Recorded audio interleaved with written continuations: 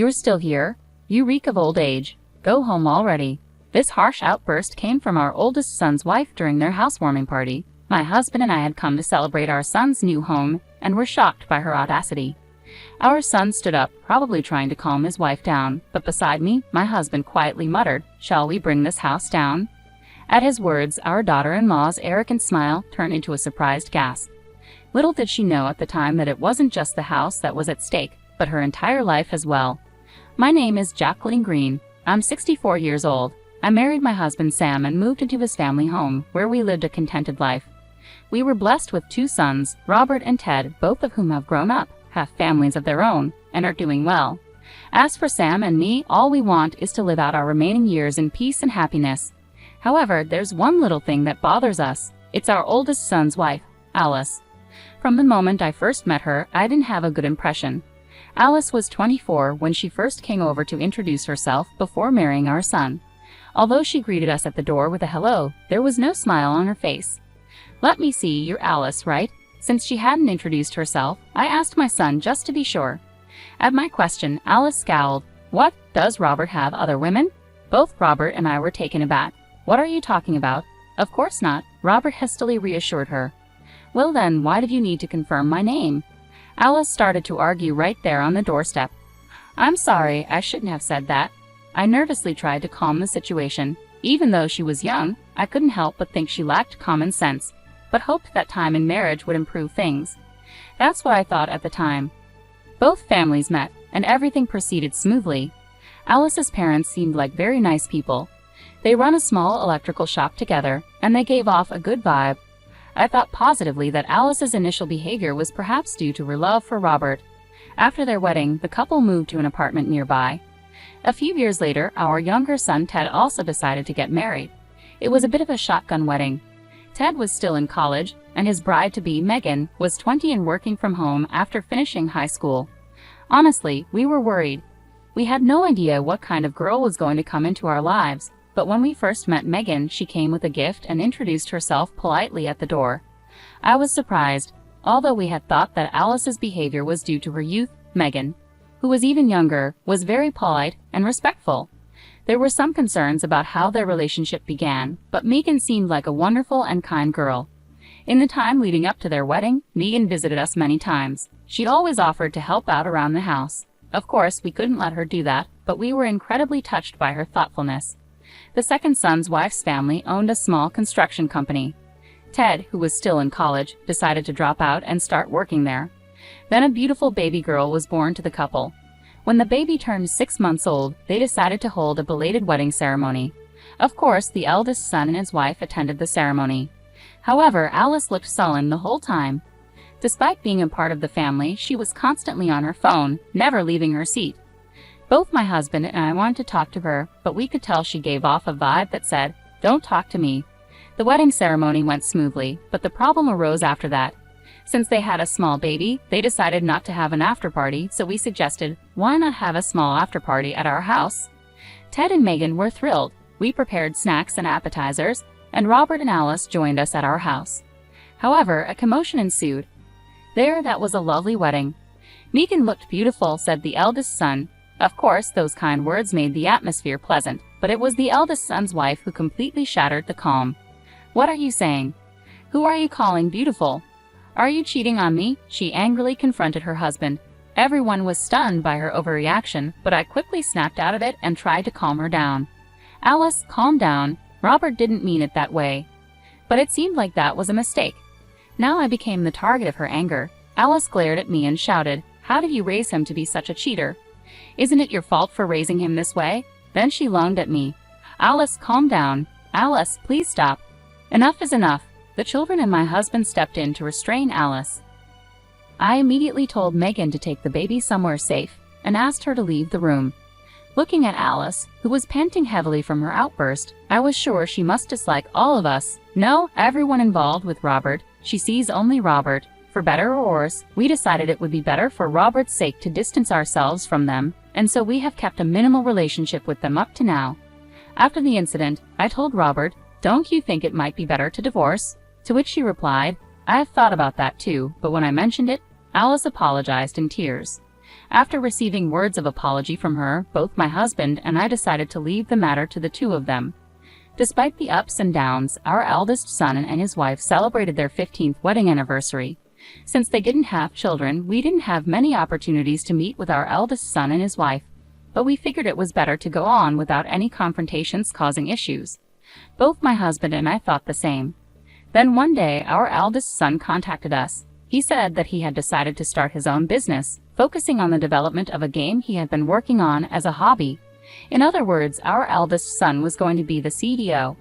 He said he didn't need a large office to develop his game, but he would hire a few employees and each of them would work from home. Because there would occasionally be a need for meetings, he told us he was planning to build a new house with a small meeting room and his own workspace. My husband and I were very happy to hear that our eldest son was turning his hobby into his career and looking toward the future. A few months later, a mansion was completed. We were invited to the housewarming party along with our second son's family. It had been several years since we last met our eldest son's wife, but she had become a fine adult. I thought there wouldn't be any problems like before. Thinking that, we brought our congratulations and visited our eldest son's home. "Hello, excuse us," I said as I rang the bell. My eldest son came out to greet us. He guided us inside the house, saying, "This is the conference room, this is the workspace, and this is the living area. It's properly locked." He led us to the living room while showing us around the house. "Oh, it's lovely," I said, looking around the room with my husband and the family of our second son following behind, all wearing smiles. A meal was prepared in the living room, but I didn't see my eldest son's wife. "Where is Alice?" I asked my eldest son, but he didn't want to talk about her. In the end, we started eating without her. My husband and second son each gave their housewarming gifts to our eldest son. "You didn't have to do all this," my eldest son said, grateful but accepting the gifts with thanks, acknowledging the celebration. The second son's family had one more child since then, and the older child was already in elementary school while the younger child was still 2 years old. Both of them were excited about the new house. That's when it happened. There was a noise upstairs, followed by the sound of footsteps and someone coming down the stairs. "What? Alice is here," I called out to my eldest son, but he didn't answer. Then, when she entered the living room, she frowned upon seeing us.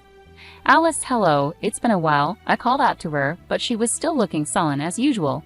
Then she said to us, "You're still here. You reek of old age. Go home already."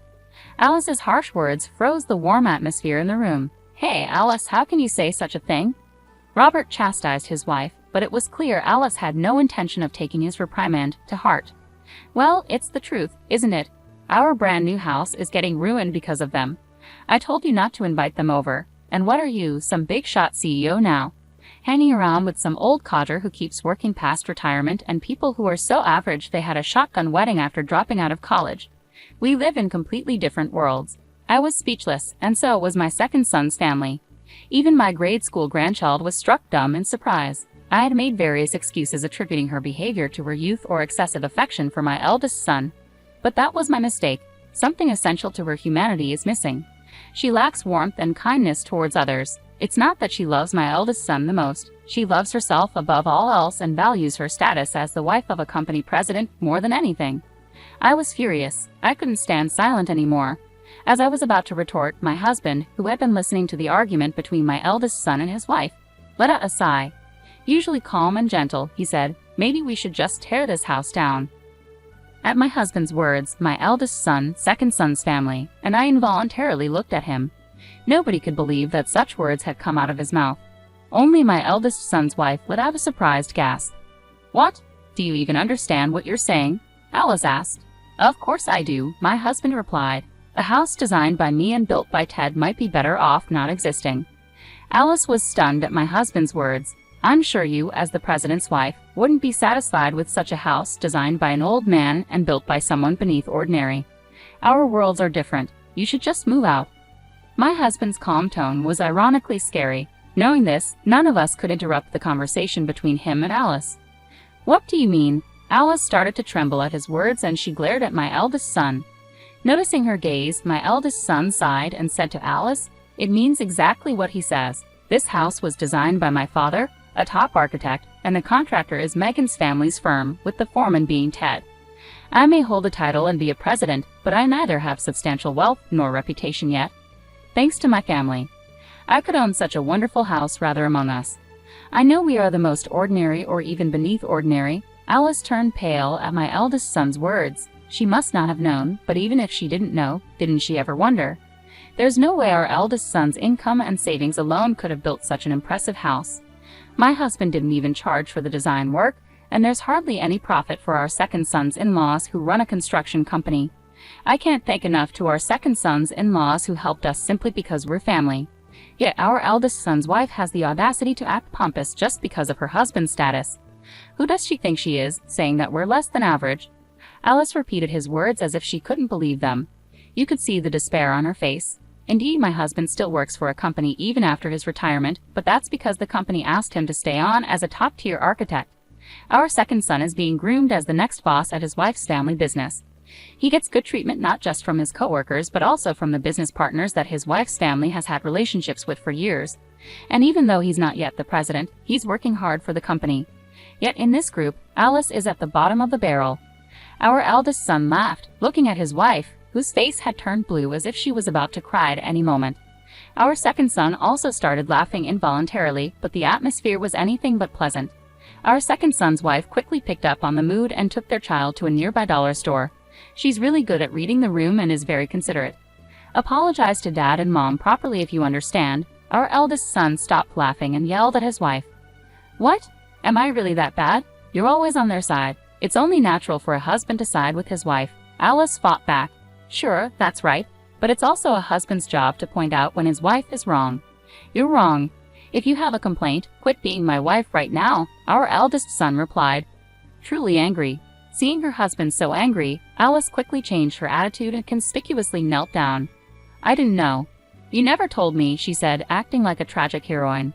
Then, as if intoxicated by her own performance, she turned to my husband and me and began to apologize. I'm really sorry for the rude things I've said. We watched her act with a blank expression, not feeling a shred of sympathy. Her overly dramatic apology didn't touch our hearts at all, and it was too late to apologize anyway. We had no intention of accepting her superficial apology, just like last time.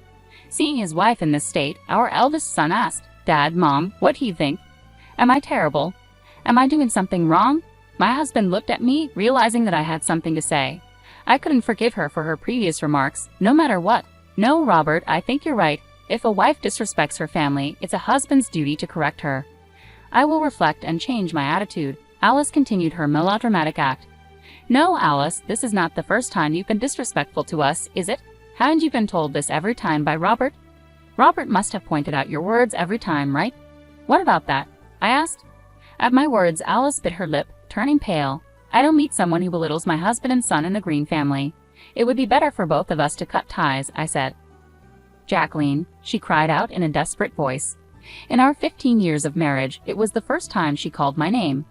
We live in different worlds. I threw her words back at her. At those words, Alice collapsed on the spot and froze as if her spirit had left her body. She might be regretting her actions a little bit.